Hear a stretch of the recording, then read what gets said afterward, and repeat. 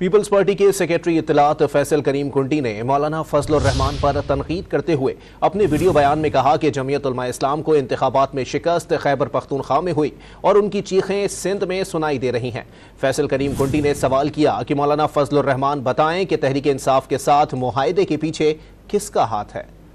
آج سندھ میں جس طریقے سے احتجاج اور خاص کر جمعیت علماء اسلام احتجاج کر رہی ہے، وہ الیکشن تو خیبر پختونخوا میں ہارے ہیں بقول ان کے جو ہے ووٹوں پہ ڈاکہ خیبر پختونخوا میں ڈالا گیا ہے، لیکن چیخیں ان کی جو ہے وہ سندھ میں سنائی دے رہی ہیں۔